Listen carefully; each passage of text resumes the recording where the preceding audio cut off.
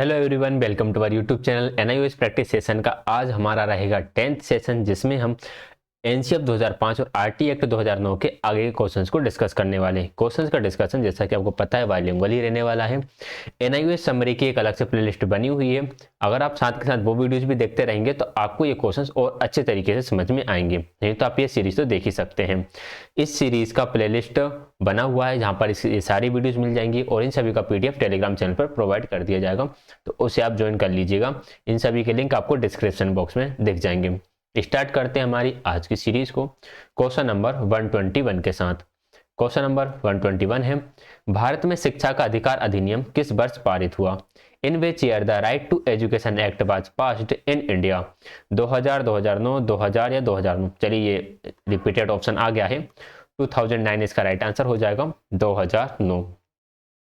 आगे बढ़ेंगे next question की तरफ। क्वेश्चन नंबर 122, शिक्षा के अधिकार अधिनियम 2009 को लागू करने के संबंध में जो राज्यों को निम्नलिखित में से किस संबंध में छूट दी गई थी? In relation to implementation to the right to education act 2009, जैसे हम RTE 2009 भी बोल देते हैं।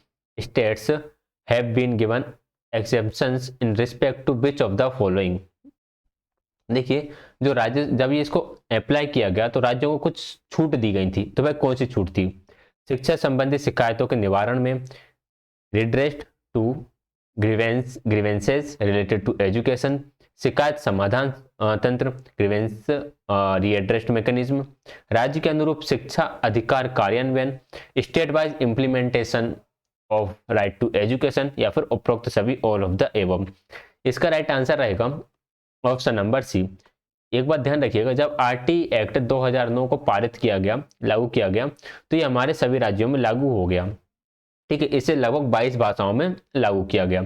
अब इसके लागू होने के बाद कुछ छूट दी गई राज्य सरकारों को। उन्होंने ये बोला कि यदि आपको ये जो हमने नियम बनाए हुए हैं, जिसके अंदर इन्होंने लगभग 34 धाराएं, 34 सेक्शन है, इन 34 सेक्शन में अगर कोई सेक्शन को आप चाहें तो अपने हिसाब से मॉडिफाई कर सकते हैं, अपने हिसाब से वहां पे लागू कर सकते हैं। हमने तो बोल दिया है। कुछ सेक्शन को तो उन्होंने बोला कि इन्हें तो रिजिडिटी आपको फॉलो करना ही है, लेकिन कुछ सेक्शन के बारे में बोला इन्हें आप अपने हिसाब से लागू कर सकते हैं। जैसे कि बच्चों को प्रमोट करना। अभी ऐसा हो रहा है कि 8th क्लास तक आप बच्चों को फेल नहीं कर सकते, आप उसको प्रमोट करते रहोगे। यानी कि 5th एंड 8th जो बोर्ड क्लासेस होती थी उन्हें हटा दिया गया है। लेकिन इसके संबंध में ये बोला गया, यदि राज्य सरकार चाहे तो 5th एंड 8th क्लास को भी बोर्ड बना सकती हैं। ठीक है, तो ये सारी चीजों की बात की गई है आरटी एक्ट में। तो right answer option number C होगा, state wise implementation of right to education, कि राज्य के अनुसार शिक्षा अधिकार का कार्यान्वयन किया जाएगा। सी राइट आंसर रहेगा। आगे बढ़ेंगे क्वेश्चन नंबर 123 की तरफ। क्वेश्चन नंबर 123 है, शिक्षा का अधिकार अधिनियम 2009 का मानक नियम प्रलेख विशेष आवश्यकताओं वाले बच्चों के अधिनियम हेतु प्रस्तावित करता है। The standard rule document to the right to education act 2009 proposes for the children with special needs act. देखिए, जो चाइल्ड विथ स्पेशल नीड्स होते हैं, चिल्ड्रन विथ स्पेशल नीड्स, जिन्हें हम बोल देते हैं SPCSN, तो इन बच्चों के लिए इन्होंने क्या बोला कि इन बच्चों को विशेष प्रशिक्षण एवं विधि दी जाए। स्पेशल ट्रेनिंग एंड मेथड की बात की गई, यानी इनके लिए एक स्पेशल ट्रेनिंग हो और कुछ मेथड्स जिनके माध्यम से इनको प्रशिक्षण दिया जाए। अब इनके लिए ऐसा कुछ नहीं बोला गया कि special training and common law, common law से काम चलेगा नहीं, स्पेशल जनरल ट्रेनिंग से तो इनका काम भी नहीं चलने वाला है। तो इनके लिए बोला गया कि स्पेशल ट्रेनिंग हो और कुछ स्पेशल इनके लिए मेथड्स होना चाहिए, जिनके आधार पर ये बच्चे भी, जो सामान्य बच्चे, उन्हीं की तरह शिक्षा ग्रहण कर सकें। तो right answer option number A रहेगा। नेक्स्ट है क्वेश्चन नंबर 124, शिक्षा अधिकार अधिनियम 2009 में विद्यालय में निरयोग बच्चों की सुविधा उपलब्ध कारण एक दायित्व दिया गया, उपलब्ध कराने का एक दायित्व दिया गया, ऐसा कुछ होगा। ये यहाँ पर थोड़ा सा टाइपिंग एरर है। अब इसका दायित्व किसे दिया गया? भाई, निरयोग बच्चों को भी सुविधा मिले, इसका दायित्व राज्य सरकारों को दिया गया, केंद्र सरकारों को या फिर स्थानीय सरकारों को, state governments, union territories, local rights, या फिर ऑल ऑफ द एबव। तो इसका राइट आंसर क्या होगा? देखिए, इसके बारे में जो बात की गई थी वो इन सभी के लिए की गई थी कि भाई जो स्टेट गवर्नमेंट है वो भी इस पर ध्यान दे, केंद्र शासित प्रदेश भी इस पर ध्यान दे, स्थानीय अधिकार यानी कि वहां की जो लोकल गवर्नमेंट है, जैसे हर एक स्टेट में होती है। अगर हम बात करें तो जितने भी हमारे संभाग वगैरह हैं, एमएलए वगैरह होते हैं, या फिर हम स्थानीय स्तर पर बात करें तो जो नगर पालिकाएं होती हैं, ग्राम पंचायत जो होती है, ग्राम पंचायत भी इसमें ध्यान दें, तो इन सभी को इसके अधिकार दिए गए थे। तो right answer option number D रहेगा। क्वेश्चन नंबर 125, विलंब से दाखिला पाए बच्चों के लिए जिस विशेष अध्यापक शिक्षण प्रशिक्षण का उल्लेख अधिनियम 2009 करता है उसकी न्यूनतम अवधि होगी। The minimum period of special teacher training for children who are admitted late which is mentioned in the act 2009 will be. देखिए हुआ क्या, आरटी एक्ट 2009 में ये बोला गया कि बच्चा जब स्कूल में एडमिशन लेने आएगा तब आप उसे एडमिशन दोगे, आप उसे मना नहीं कर सकते कि तुम एडमिशन देने में लेट हो गए हो। ठीक है, कोई सा भी स्कूल हो, गवर्नमेंट हो या प्राइवेट हो। अब ये बात तो बोल दी, लेकिन अब कोई बच्चा लेट आया है, मान लो कि स्कूल आपका ओपन हो गया है जुलाई में, लेकिन वो स्कूल में आता है सितंबर में।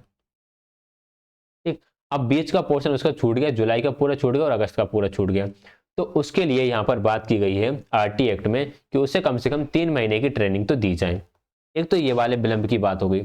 एक तरह का और विलंब होता है, एक विलंब होता है कि बच्चे ने सेकंड क्लास में स्कूल छोड़ा, सेकंड क्लास में स्कूल छोड़ने के बाद अब फोर्थ क्लास में दोबारा से पढ़ने लगा, थर्ड क्लास उसकी हो गई मिस, थर्ड क्लास को उसने मिस कर दिया।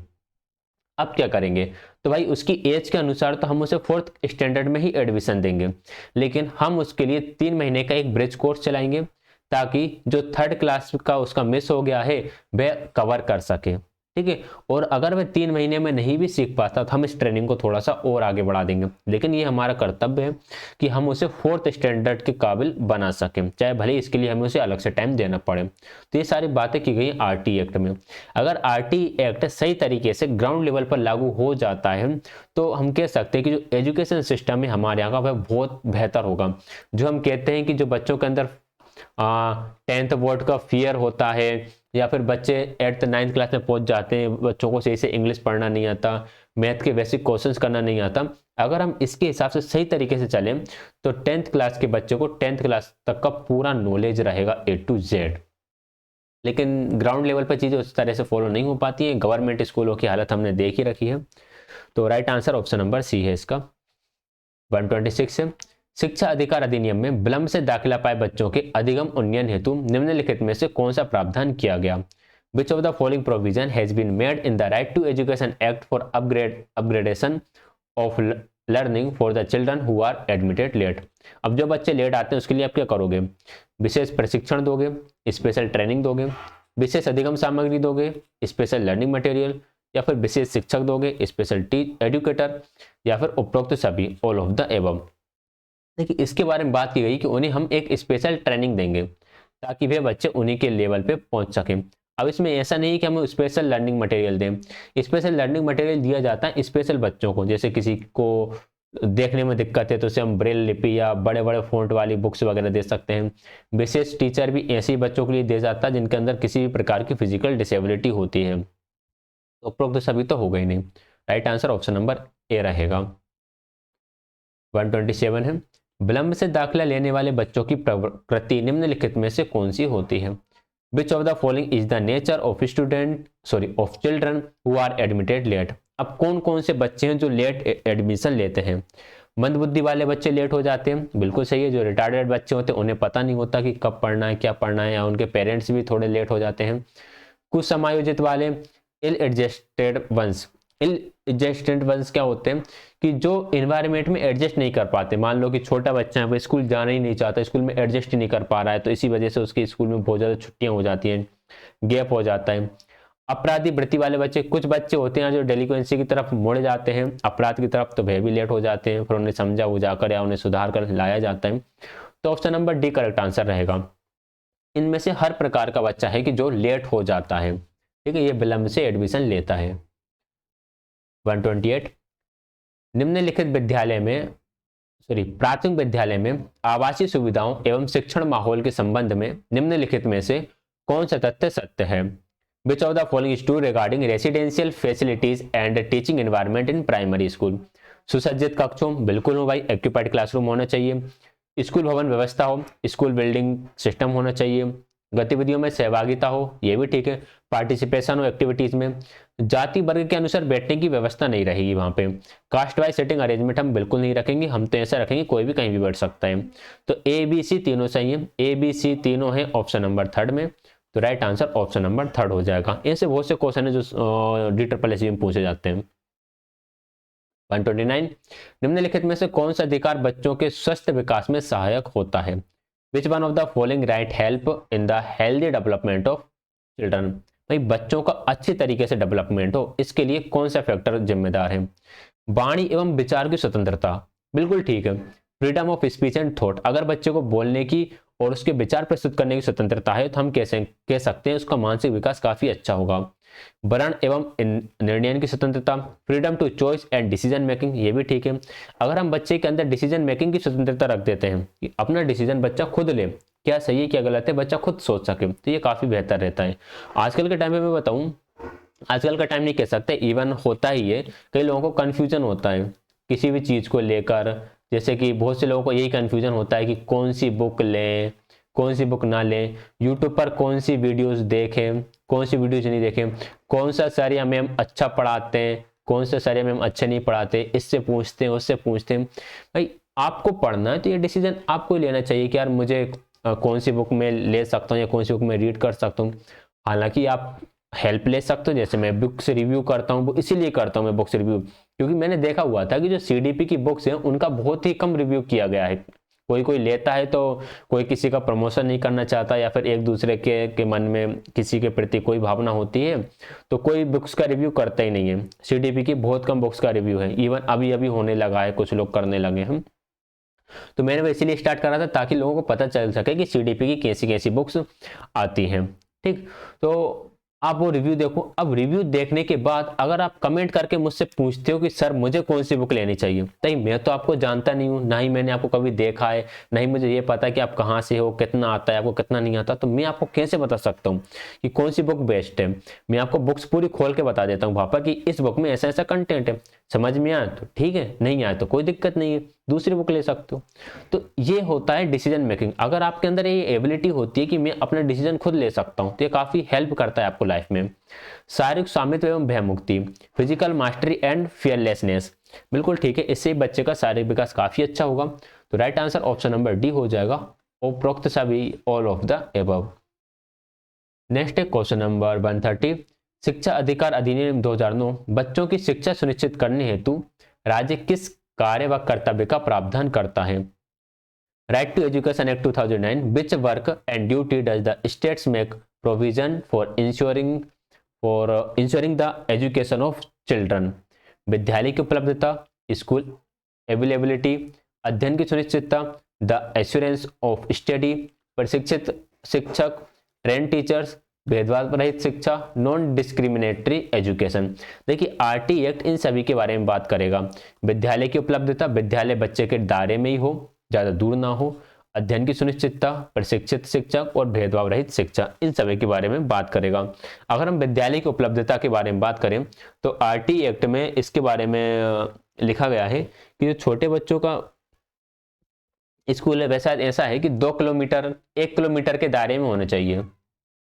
जो प्राइमरी स्कूल है बच्चों का, जिसे हम कहते हैं 1 to 5, वह उनकी पहुंच के 1 किलोमीटर के अंदर हो, और जो बड़े बच्चे हैं उनका स्कूल लगभग शायद 2 या 3 किलोमीटर है, 2 किलोमीटर या फिर 3 किलोमीटर के दायरे में होना चाहिए। ठीक है, तो ये सभी सही है, तो राइट आंसर इसका ऑप्शन नंबर 4 हो जाएगा, ऑल ऑफ दिस। आगे बढ़ेंगे क्वेश्चन नंबर 131 की तरफ। भारत सरकार द्वारा बच्चों की प्राथमिक शिक्षा सुनिश्चित करने के संबंध में कौन से युग्म सत्य है? विच pair is true regarding the government of India ensuring the primary education of children? अनुच्छेद 45, 6 से 14 वर्ष के बच्चों की निःशुल्क शिक्षा, बिल्कुल सही है। आर्टिकल 45 में बोला गया है free education for children 6 to 14 years. अनुच्छेद 21 है प्रारंभिक शिक्षा एक मौलिक अधिकार। ये सेक्शन ये होगा, अनुच्छेदों को इंग्लिश में क्या बोलते हैं, आई डोंट नो क्या बोलते हैं, मतलब मेरे दिमाग से उतर गया, पता था, आर्टिकल बोलते हैं, आर्टिकल। आर्टिकल 21 है, इसका ट्रांसलेशन एरर हुआ है।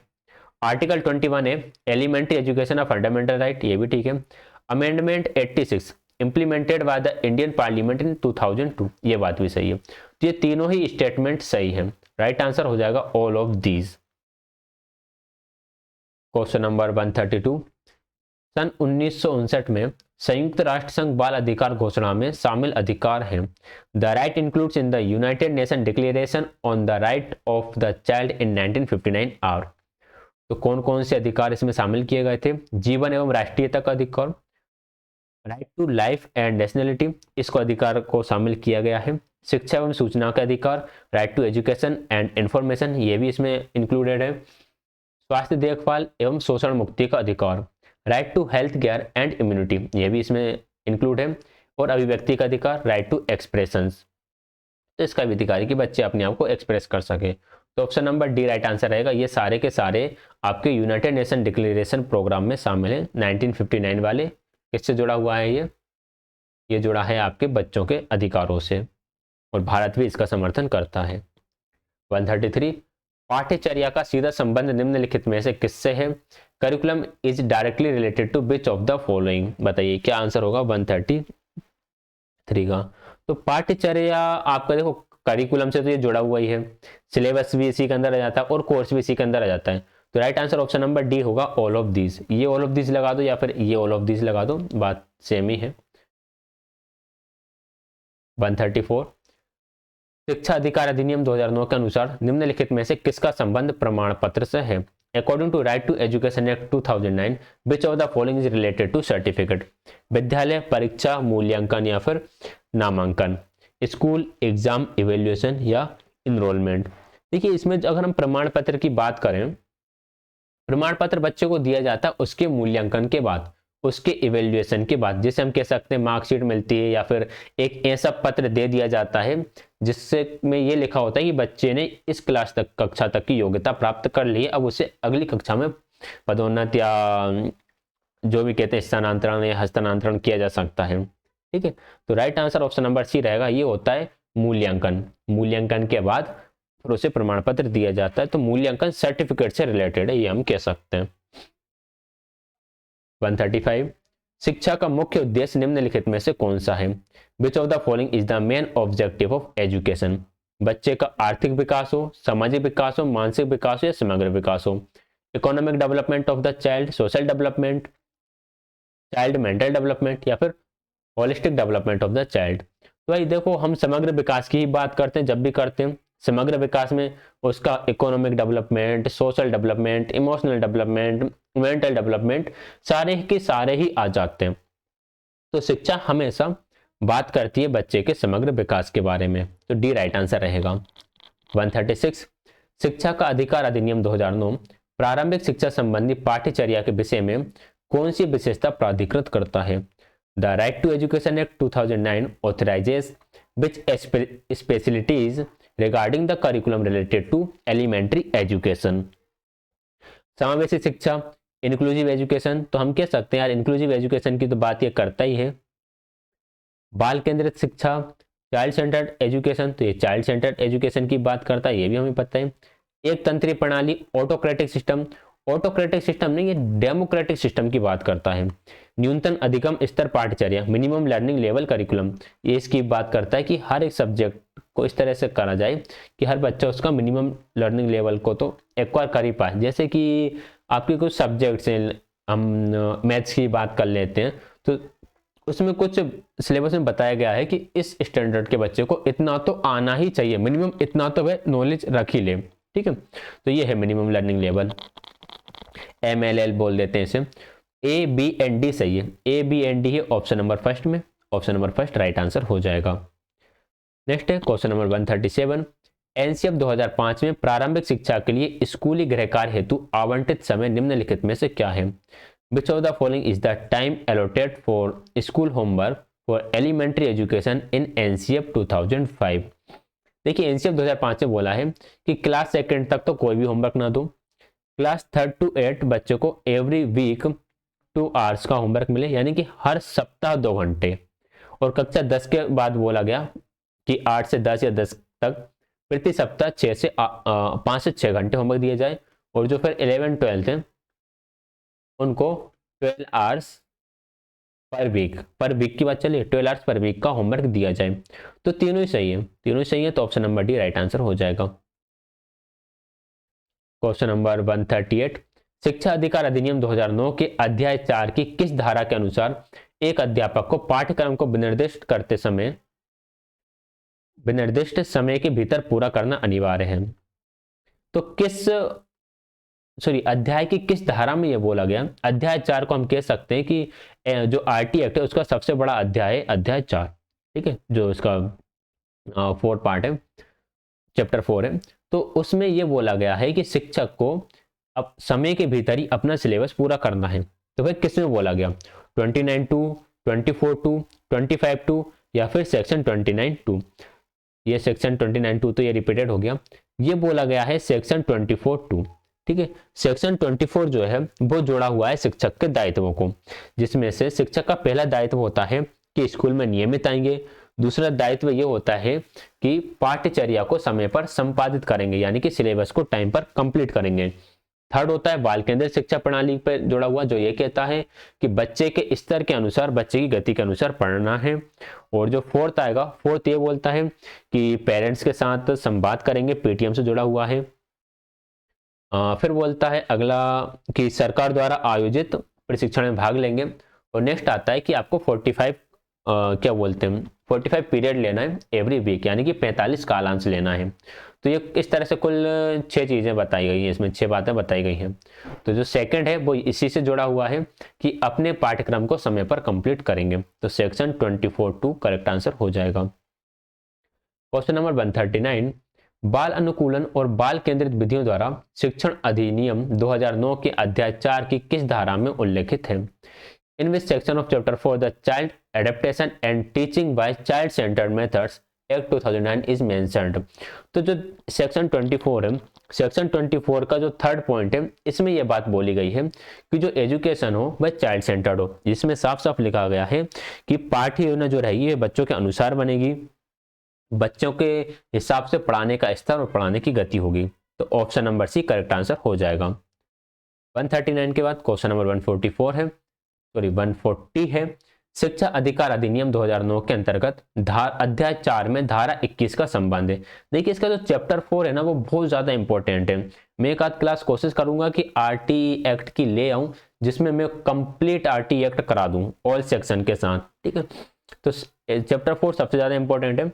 इसमें जो सेक्शन 21 है, सेक्शन 21 जुड़ा हुआ है आपका एसएमसी के साथ, यानी कि विद्यालय के स्टैंडर्ड्स, सॉरी एसएमसी होता है स्कूल मैनेजमेंट कमेटी से, ठीक है। विद्यालय के मानक, अगर हम स्कूल के स्टैंडर्ड की बात करें, इस शिक्षक के दायित्व तो आपके हैं सेक्शन 24 में। टीचर की योग्यता जो है वो है सेक्शन 23 में। अगर हम विद्यालय के मानक की बात करें तो मुझे इसमें थोड़ा सा कंफ्यूजन है, सेक्शन 18 है या सेक्शन 19 है। सेक्शन या तो 18 है या फिर 19 है, इनमें से एक है। और एसएमसी तो आपके सेक्शन 21 में है, और सेक्शन 18 में बोला है शायद, सेक्शन 18 तो मान्यता से जुड़ा हुआ है, स्कूल की मान्यता से, तो 18 नहीं होगा। सेक्शन 19 है विद्यालय के मानक, यानी कि स्कूल स्टैंडर्ड्स, जिसमें कि स्कूल में ये चीज़ें होना चाहिए, जैसे खेल का मैदान हो, लाइब्रेरी हो, बॉयज एंड गर्ल्स के लिए सेपरेट टॉयलेट्स की व्यवस्था हो, पानी की व्यवस्था हो, ये सारी चीज़ें। आगे बढ़ेंगे क्वेश्चन नंबर 141 की तरफ। शिक्षा के अधिकार अधिनियम 2009 के अध्याय 4 में उल्लेखित प्रमुख विषय और उपखंड के संबंध में कौन से युग्म सटीक है? Which pair is correct with respect to the main subjects in some subjects mentioned in chapter 4 of the Right to Education Act 2009? School standards, school के स्टैंडर्ड के बारे में, अच्छा अभी आया था ये, तो स्कूल का स्टैंडर्ड के बारे में बोला गया सेक्शन 19 में। 25 नहीं है, ये 25% है, ठीक है। 25% सीटें रिजर्व रखेंगी ऐसे बच्चों के लिए जो अच्छे स्कूलों में एडमिशन नहीं ले सकते। तो जितने भी प्राइवेट स्कूल हैं उनको 25% सीट्स रिजर्व रखना है, जिसका पेमेंट सरकार अपनी तरफ से करेगी। तो 25% रिजर्व सीट के बारे में बात की गई है सेक्शन 12 में, इसका आंसर तो ये हो जाएगा। रिस्पॉन्सिबिलिटी ऑफ टीचर, शिक्षक के दायित्व के बारे में बात की गई है सेक्शन 14 में, ये सही है। Qualifications of the teacher, teacher की क्वालिफिकेशन के बारे में बात की गई है, वो की गई है सेक्शन 23 में। अब सेक्शन 15 किससे जुड़ा हुआ है? सेक्शन 15 जुड़ा हुआ है एडमिशन डेट से, बच्चे की एडमिशन डेट। एडमिशन डेट उसमें बोला है 30 सितंबर तक। अब 30 सितंबर तक तो बिना किसी रोक के एडमिशन ले सकते हो, लेकिन अगर बच्चा 30 सितंबर के बाद भी आता है तब भी आपको उसका एडमिशन लेना है। ठीक है, हमसे पूछा गया था कि विच पेयर इज करेक्ट, तो option number C is correct. 142, बालक को शारीरिक दंड या मानसिक उत्पीड़न की मनाही अधिनियम 2009 में निम्नलिखित में से किस धारा में किया गया? Under which of the following section the prohibition of physical punishment और mental harassment to child act 2009। देखिए जो 2009 का एक्ट है, इसके एक सेक्शन में इसके बारे में बहुत बात की गई है कि बच्चे को आप दंड नहीं दोगे, बच्चे को आप पनिशमेंट नहीं दोगे। अगर आप पनिशमेंट देते हो तो आपको जेल हो जाएगी 3 महीने की। तो इसके बारे में बात की गई थी भाई धारा 17 में। सेक्शन 17 के अंदर टीचर्स को खतरा है कि अगर वे बच्चों को पनिशमेंट देते हैं तो, ठीक है, उसको लगभग 3 महीने तक का जेल हो सकता है। ओके, कार्रवाई कराहत कुछ भी हो सकता है। तो ऑप्शन नंबर 17 राइट आंसर हो जाएगा। 18 में बोला है कि बिना मान्यता के आप स्कूल नहीं चला सकते। 19 में स्कूल के स्टैंडर्ड है, ये हम पहले डिस्कस कर चुके हैं। और 20 में ये है कि जैसे कि स्कूल के कुछ स्टैंडर्ड बना दिए जाते हैं, लेकिन अगर हम उसे चेंज करना हो, मान लो कि खेल के मैदान के बारे में केंद्र सरकार कुछ नए नियम बना दे कि इस तरह के मैदान होना चाहिए, इस तरह का भवन होना चाहिए, तो केंद्र सरकार कभी भी उसे लागू कर सकती है। ठीक है, तो वो है क्वेश्चन नंबर 143। शैक्षिक प्रबंधन के संबंध में अनुशासन का अर्थ निम्नलिखित में से कौन सा नहीं है? Which of the following is not meaning to discipline in relation to educational management? शिक्षक विद्यार्थी द्वारा परस्पर सम्मान, ये भी ठीक है। टीचर एंड स्टूडेंट एक दूसरे की रिस्पेक्ट करेंगे तो ये आपके डिसिप्लिन के अंदर आ जाएगा। शिक्षक द्वारा विद्यार्थी का सम्मान भी डिसिप्लिन के अंदर आ जाएगा। विद्यार्थी द्वारा शिक्षक का सम्मान भी डिसिप्लिन के अंदर आ जाएगा। अवज्ञा करने पर सजा का प्रावधान, ये कोई डिसिप्लिन के अंदर नहीं है कि provision for punishment for disobedience, तो पनिशमेंट नहीं है, उसका रीजन जानने या उसे दूर करने की जरूरत है। तो right answer option number D है। 144, विद्यार्थी स्नेही मानवीय वातावरण बनाने में शिक्षक का कौन सा कार्य अनिवार्य नहीं है? अनिवार्य नहीं ये बताना है। Which of the teachers work is not essential in creating a friendly human environment for the students? विद्यार्थी के प्रति संवेदनशीलता, सेंसिटिविटी टू द स्टूडेंट, वंचित बच्चे के प्रति शालीनता, कंपेशंस टूवर्ड्स द डिसएडवांटेज चाइल्ड, सहभागी क्रियाकलाप को प्रोत्साहन, इनकरेज पार्टिसिपेटरी एक्टिविटीज, अनुशासनात्मक क्रिया में कठोर वचन का प्रयोग, use of harsh word in disciplinary action. Disciplinary action में हार्श वर्ड्स का हम प्रयोग नहीं करेंगे और हमसे नहीं पूछा गया था, तो यही राइट आंसर हो जाएगा ऑप्शन नंबर डी। बाकी सब तो सही है। विद्यार्थी के प्रति हम संवेदनशील भी रहेंगे, शालीनता भी दर्शाएंगे और ग्रुप एक्टिविटीज को हम प्रमोट भी करेंगे। 145, सामूहिक अधिगम के प्रबंधन पर निम्नलिखित में से किस मनोवैज्ञानिक ने जोर दिया है? Which of the following psychologist emphasise on the management of group learning? इस क्वेश्चन के बारे में अभी मुझे हल्का सा डाउट है, हालांकि इसका राइट आंसर कार्ल रोजर्स दिया गया है ऑप्शन नंबर बी, बट इसे हम और अच्छे से रिसर्च करके फाइनल आंसर बताएंगे। अभी आप इसको डाउट में या फिर ऐसे रख सकते हो कि आपने इसका आंसर एक तरह से याद कर रखा है, Carl Rogers. 146, micro group learning strategy द्वारा निम्नलिखित में से किस तरह के अधिगम को सुनिश्चित किया जा सकता है?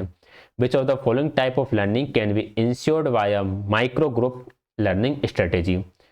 सामूहिक अधिगम, ग्रुप लर्निंग, सामाजिक अधिगम, सोशल लर्निंग, विचार विमर्श अधिगम, डेलिब्रेटिव लर्निंग या फिर ऑल ऑफ द एबव? तो इसके अंदर इन सभी को ही रखा गया है कि ग्रुप लर्निंग भी हो, सोशल लर्निंग भी हो और डेलिब्रेटिव लर्निंग भी हो, एक दूसरे के साथ विचार विमर्श करें। 147 है, विद्यार्थी में परस्पर विमर्श कैसे एक नई समझ पैदा कर सकता है? How does student interaction lead to a new understanding? समझ की तुलना से जब बच्चे एक दूसरे के साथ कंपैरिजन करते अपनी अंडरस्टैंडिंग का, तो वहां पर एक नई अंडरस्टैंडिंग निकल कर आती है। ज्ञान के परीक्षण से, ये राइट है। बाय टेस्ट ऑफ नॉलेज, बिल्कुल ठीक, ये भी सही है। कारण परिणाम जानने से, knowing the cause and consequence, आखिर हम जो डिस्कस करते हैं तो सब अपने अपने वहां पर थॉट्स देते हैं, तो किसी ने किस कारण का क्या बताया, तो कारण परिणाम जानने से भी नई समझ पैदा होती है। उपरोक्त सभी राइट आंसर हो जाएगा ऑप्शन नंबर डी। 148 है, निम्नलिखित में से कौन सा अधिगम प्रकार सारे शैक्षिक उद्देश्यों की प्राप्ति सुनिश्चित करता है? Which one of the following type of learning ensures the achievement of all educational objectives? आगमनात्मक अधिगम, निगमनात्मक, सामूहिक या रचनात्मक, इंडक्टिव, डिडक्टिव, ग्रुप या फिर क्रिएटिव? देखिए निगमनात्मक तो आपका इतना ठीक रहता नहीं है, अब यहाँ पे ग्रुप भी हो सकता है, क्रिएटिव भी हो सकता है और आगमनात्मक भी होता है। अगर हम सारे शैक्षिक उद्देश्यों की प्राप्ति की सुनिश्चितता की बात करें तो भी आएगा रचनात्मक अधिगम से, क्रिएटिव लर्निंग से। क्रिएटिव लर्निंग के टाइम पर हो सकता है ग्रुप लर्निंग भी चल रही हो, इंडक्टिव भी चल रही हो और डिडक्टिव भी चल रही हो, तो रचनात्मक सही रहेगा यहाँ पर, option number D correct answer होगा। 149, कक्षा शिक्षण के दौरान शिक्षण निर्मित समूह निम्न अधिगम का मुख्य आधार निम्नलिखित में से कौन सा है? Which one of the following is the mainstay for group learning pedagogy during classroom teaching? देखिए अगर हम समूह अधिगम का मुख्य आधार बताएं तो योग्यता इच्छा बिल्कुल रहेगा कि एबिलिटी डिजायर क्या है, अभिरुचि बच्चों का इंटरेस्ट किस चीज में है, किस चीज में उनकी योग्यता है, तो right answer all of the above भी हो जाएगा, ऑल ऑफ द एबव, उपरोक्त सभी। नेक्स्ट है क्वेश्चन नंबर 150, अभिरुचि के आधार पर बने विद्यार्थी समूह के शैक्षिक क्रियाकलाप का उदाहरण निम्नलिखित में से कौन सा है? Which one of the following is an example of an educational activity of a student group formed on the basic of interest? Drawing, painting, ये भी आपके उनकी अभिरुचि यानी कि उनके इंटरेस्ट के अंदर आ जाता है। पेंटिंग एंड स्पोर्टिंग भी आ जाता है, मॉडलिंग एंड स्पोर्टिंग भी आ जाता है, तो ये सारी चीजें बच्चों के इंटरेस्ट के अंदर आ जाती हैं, option number D correct answer रहेगा। तो ये थे हमारे आज के 30 क्वेश्चन कैसे लगे आप कमेंट में जरूर बताइएगा, क्लास कैसी लगती है ये भी बताने। वीडियो पसंद आया तो वीडियो को लाइक शेयर, चैनल को सब्सक्राइब कर लीजिएगा। आप मुझे सोशल मीडिया पर भी फॉलो कर सकते हैं एंड मेरा टेलीग्राम चैनल ज्वाइन कर लीजिएगा जहाँ पर आपको सारे अपडेट्स मिलते रहेंगे। क्लास देखने के लिए आप सभी का बहुत बहुत धन्यवाद।